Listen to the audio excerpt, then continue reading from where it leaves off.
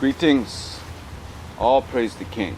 Welcome to Eyewitness, an eye with an eye, an unscripted source where we reason to discover truth, supporting the struggle for international justice. Today we are speaking about careerism. This is similar to the discussion we had recently on professionalism. It's just this term is more broad, and it can be more related to classism.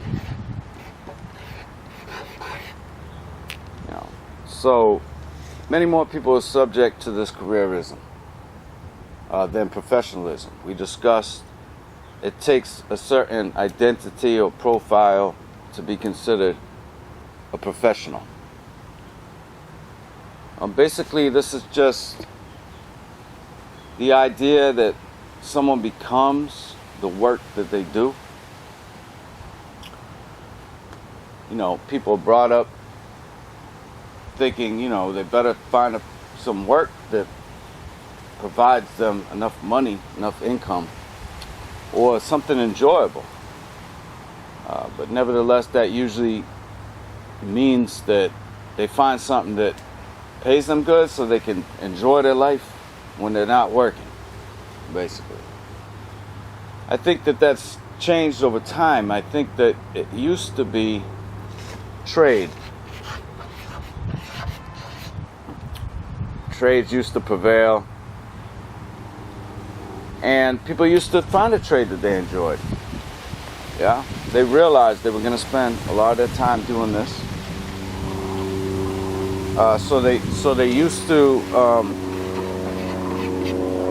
engage in activities that they enjoyed. Now people, again, they've substituted that because it's become such a wide range of how much money you can make.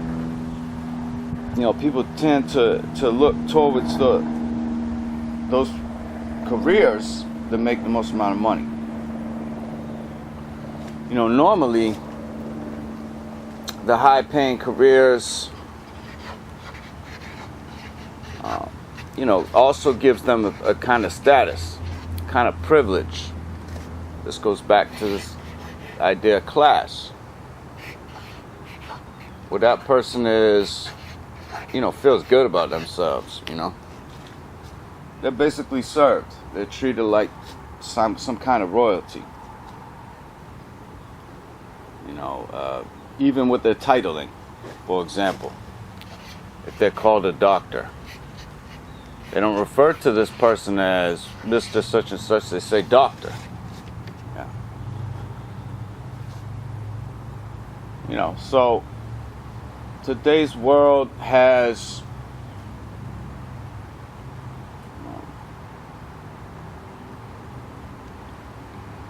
made those careers that have this status more desirable, and the world classes have made those careers the protectionary ones. So therefore, they function as the barriers between the lower classes and the upper classes. We spoke about this in many videos. Sometimes referred to as bourgeois. But this is a middle class, and it functions as a guardian for the world classes. Remember, everything really is designed to guard the world classes. Even when we hear about these events, whether it be disease or terrorism, it's all designed to bring on a kind of security to protect this world class. Because they have acquired that much wealth and power over others, that they see this is something that's threatened by those that don't have these powers. And they like to keep things the way they are. They like to maintain their status, which is sometimes called status quo, which just means it's the way it is. So yeah, we spoke about, in the past, things function on a more social level, whereas typically people did what was needed. They lived in smaller communities, and people had an idea of what was needed. There wasn't this kind of competition that we have today. The man claims that there's free market, and that's because of competition. And so therefore, this thing he calls capitalism is secure, is the best system, he says, because the price is always balancing, because there's always people coming in and taking over. If they raise the prices too high, then other people come in, compete, bring the prices down. This is what he claims. What he omits, what he doesn't tell you, is that he regulates the economy and the industries therein, so to provide entryways for others and to obstruct others from entering in. A quick example is a licensing practice. If you like to manufacture something, it could be a food product, it could be a building product, you have to meet certain standards. Yeah. So there's regulatory policies, that would prevent, inferior products from entering the market. That's the idea of it. It seems like it makes sense. But when the licensing costs buco dollars, then you're gonna exclude people from being able to enter. Now, on top of that, they can come down on you with certain, restrictions and fees, and they can generally scrutinize your operation to make it less flawless. So there's an inside network. They receive the funding from the world classes, and they keep others from entering in. This is how they're able to drive the prices out and drive the prices up and still own the share of the market. Yeah. Now they've gotten so sophisticated, it's not like somebody can just come in and say, well, I'm going to start making cameras. Because you wouldn't be able to compete. Now, on top of that, they got the regulations that say that these products need a microchip. Yeah, that's why they got a shortage of new car sales at the moment, they say, because of the shortage of chips. And that's just because they're looking to track and monitor all those vehicles. And if they're not able to do it, then they're not willing to put them on the road. So it'd be difficult for somebody just to jump into a typical an industry and just compete nowadays. Yeah. So you almost have to have kind of service work to be able to get in. But now you have your multinational conglomerates taking over even the service industry, so that they make these franchises, and they usually sell it on decor. It's a kind of design. People see a vehicle with a fancy wrap or something, and they think, wow, this product's going to be better than if you just go through the local Joe Schmo that's been involved in the business for a longer time, but he doesn't look as good. You see what I'm saying?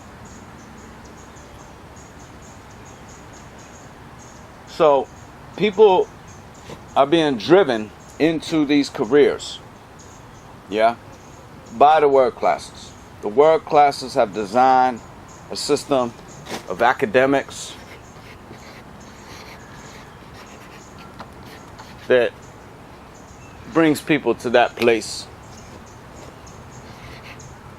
where they have to make a decision about what they're going to do in their life. And they only get one choice. It's basically what they tell us. You got to be this or you got to be this. So, in today's world, people are growing up slower, if they do grow up at all.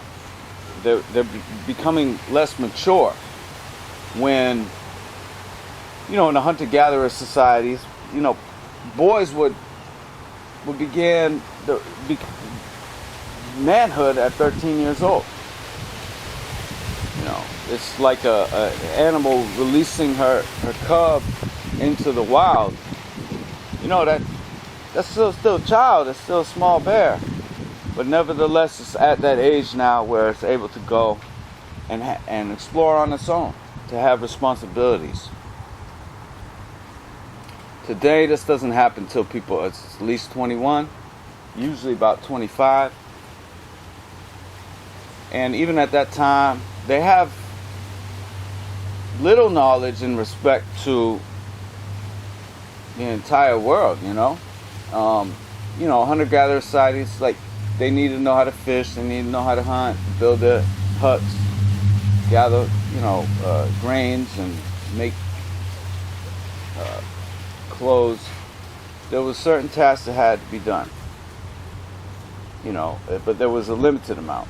Today, it's just so wide range of what to do, and who at 16 years old is really adequately able to decide, what it is that they're going to spend the rest of their life doing. Now, on top of that, you have the changes in the economic environment. For example, today's digitalization. All right, so they're talking about they're going to start to make the legal process, the legal process more digital. They're going to make the schools, remote learning. So what happens to the teachers? You see? So there's a shift right now going on with digitalization in careers. And so even if somebody says, well, I'm going to be a truck driver, let's say. Well, then the trucks become remote. Yeah, they're automated or something. So, not like the people are expected to think about this stuff, but they may, it may make sense to think about the shifting of the career and environment. So, basically, people that are less mature are supposed to decide what they're going to do for the rest of their life. Yeah. Then they go to college. Yeah. Now, we talked about professionalism. Now, unless you go to the elite Ivy universities, you're not going to come out being considered a professional. It used to be that somebody could get a bachelor's degree, for example, and be a professional. And this was probably hundreds of years ago. As we've moved on, the bachelor's degree has become less respected, and essentially the master's degree took the place of the bachelor's degree. Now it's got to the point where you got to get a PhD just to be considered a professional. That doesn't make you a professional. But at that point, you've got an opportunity to get into a slot. We talked about the management positions, the directors, somewhere higher in the rank, where you would actually be considered on that level, professional. So you see, most people just considered careerists if they get a master's degree, let's say, and go work for a company. But again, those certificates, which are really just another form of licensing, have become diluted because the university model is for profit.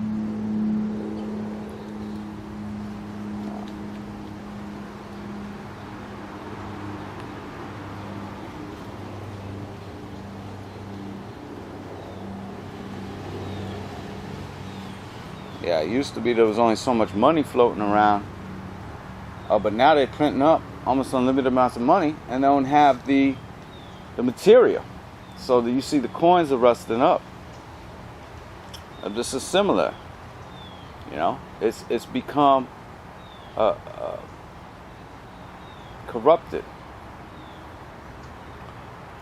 The more coins, the more students that are introduced, the less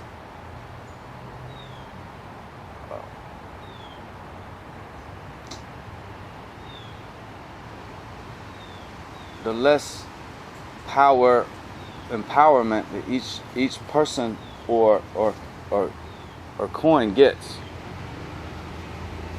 So once these kids get into these schools and they're basically studying for a particular field, this is what they begin to start to feel like they are. You know, it's a part of an appeasement of the world, whereas, and of course we know the world is being run by, you know, they're looking to not only just make their teachers happy, but they want to make a company happy, you see. And they don't really know what this company is, what this company's about. You know, just searching for a job on the internet, it's like, there's an opening. Put in an application. And then see who hires you. And whoever hires you, in their minds, that's what they become. Yeah. Now, their job is to serve that company. And if you ask many of these people, who do they work for? It could be an electric company, you know. Who owns the company that you work for? These people don't know. A lot of them, they don't know. They don't know who they work for. It's capitalism. It's become so big now. People don't have to see their owners. Their owners are absentee. You know, they're shareholders. They live over across the seas somewhere. We don't know. You try to find out who they are, and you can't because they're blocked through trusts.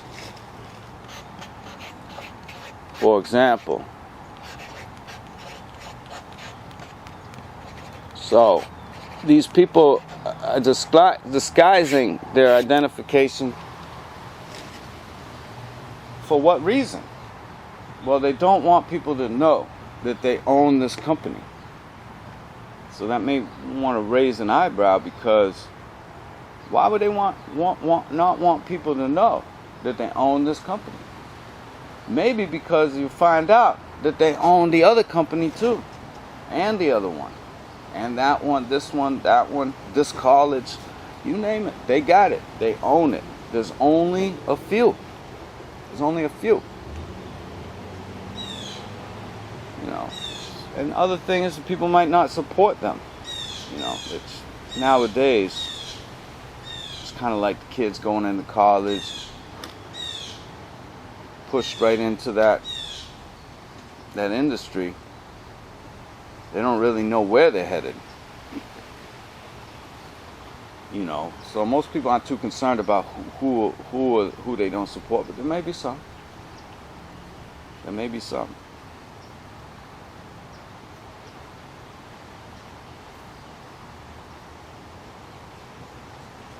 So, this essentially becomes a person's identity. That's what they exist for. I am a doctor. I am a engineer. You know, I am a teacher. That's who they become.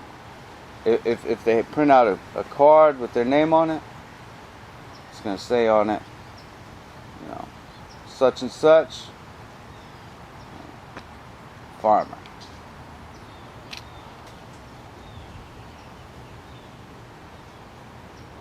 Is it really enhancing our lives? Is it making the quality of our lives better? That we go and do one task all day long, and one task only? Or is there more to life? No. Could you, as a human being, aspire to be more than just sitting in the cubicle picking up phones? But see, we've got to the point where people don't have a choice, because we don't live in a social community. It's every man against each other out here in this world of capital. Because that drives up the productivity for the world classes.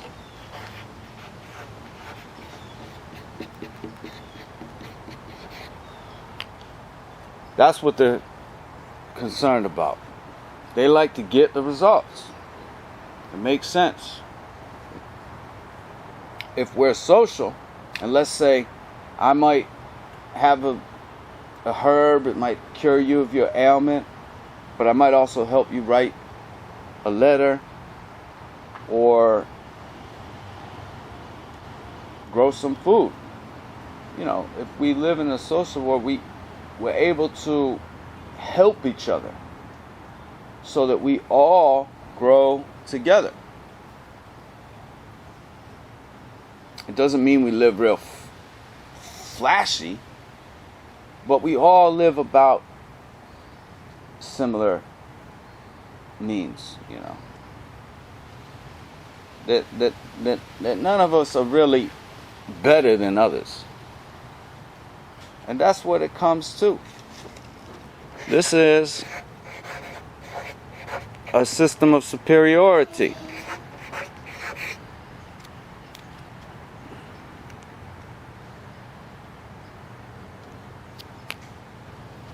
Well, and sometimes people can call this imperialism. But this is just the idea that because somebody was granted a license, that now they deserve to live better. That they deserve to live better. Now, under the circumstances, they could have been getting a license because their family had money and their affluence bought them a trip to the Ivy League university. In other words, they may not really have more skills than the other people around them, and we find out they don't. But there's only so many slots.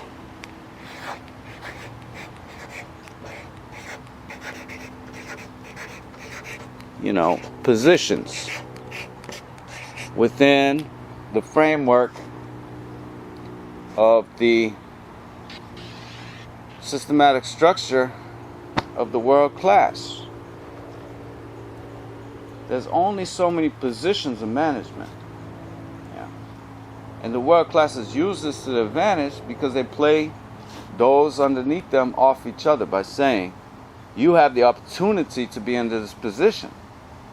If you choose, if you're given, if we grant you that opportunity, you better not abuse that. You better serve us. You better result in the most productivity. Or otherwise, we've got somebody else to fill that position. You know how they do with this latest thing? They'll threaten your career. Say you can't work here no more. We've got plenty of other people that need jobs that have been taken out of their careers because of this thing. And now you got to take this thing, otherwise we'll put those people in your place.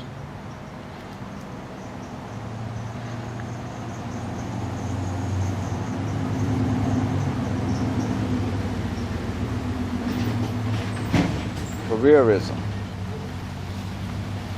brings us to a bad place.